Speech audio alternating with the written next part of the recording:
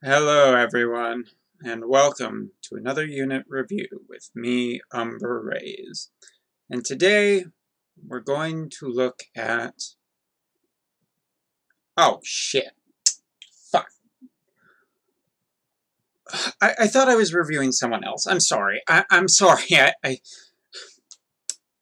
If we're going to review this, we gotta do it right. 1 second.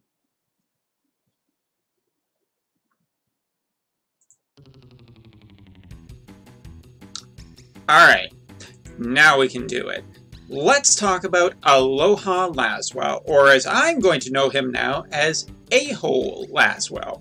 Ahole Lasswell is actually a really interesting unit. I was not expecting him to be anything that good when I saw the stats earlier today, as a matter of fact. Well, it's going to be about 24 hours from when this video goes up, but really that is not here nor there. This guy is really weird. I did not expect him to be what he ended up being. And so, color me surprised. But Ahole Lasswell is actually a pretty damn decent unit, even though those shades just scream asshole.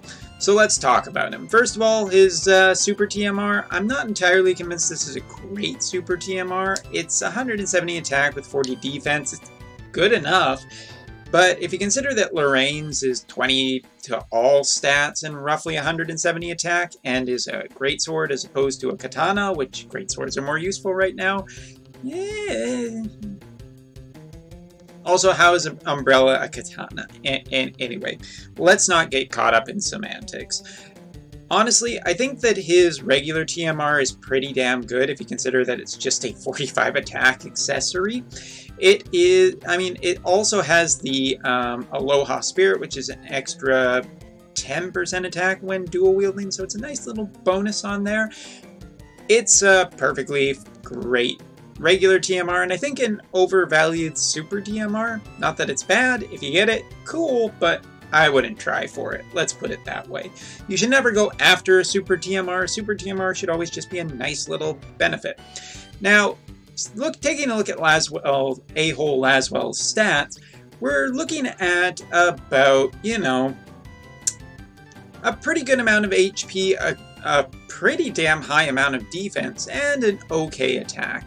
Which is kind of weird and offset by the fact that, you know, he only has 195 base attack, which is not that high. Roberta 7-star even has 203 base attack, and she's a dual wielder as well. So what's your excuse, Lasswell?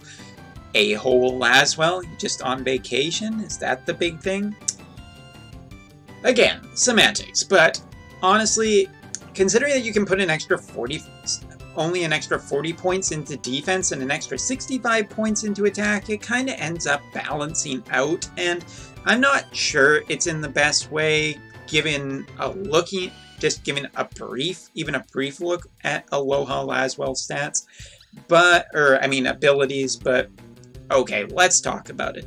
Passive-wise or traits, he has enough defense, he has, you know, a good amount of extra attack for just being equipped with a hat and clothes. That should be okay considering some of the equipment that's coming into the future. 5% MP per turn, I mean, MP regeneration is pretty much mandatory in the 7-star era, so him getting only 5% is decent enough. I gotta remember that we are talking about global here, not JP, so it's not quite as high yet.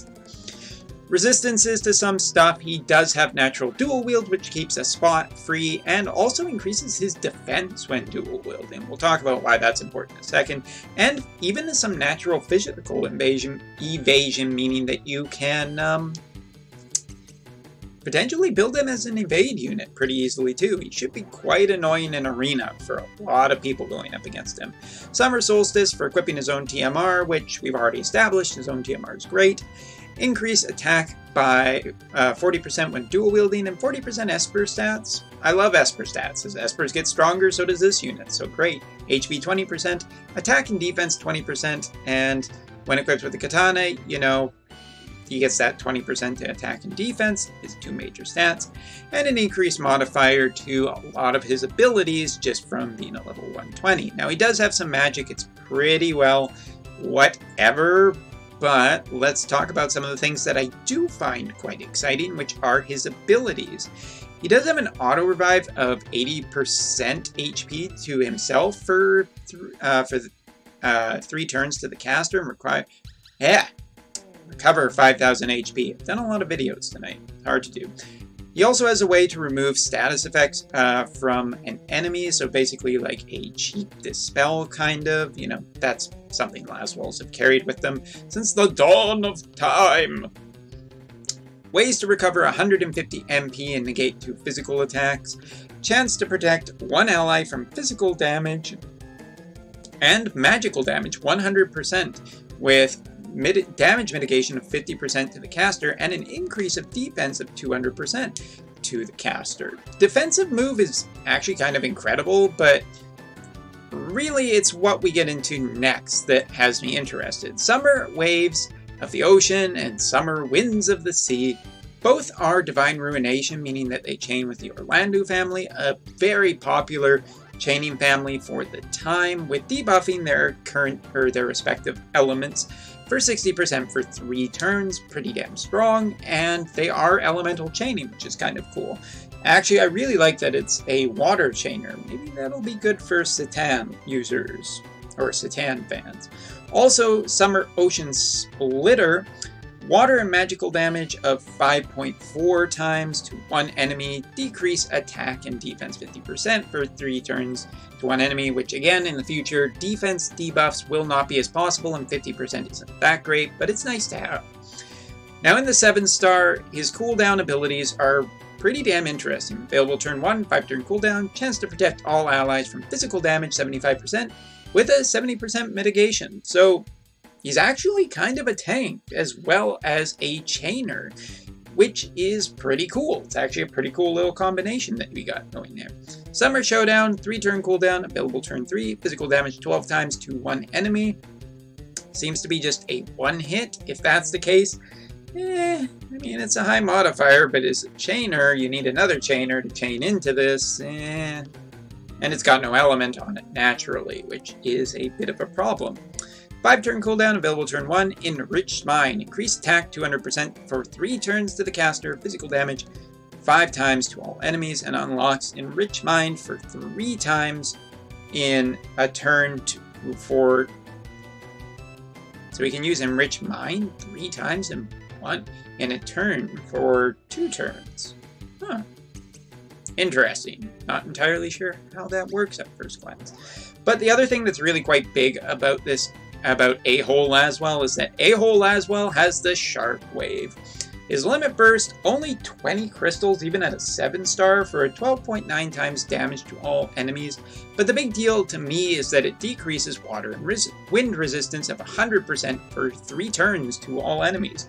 Pretty good if you're doing water and wind damage, which he happens to be doing. You just need some friends with this guy and you're probably pretty good. Alright, so what do I think about this Ahole? Get it? Because it's like A-H-O-L from last.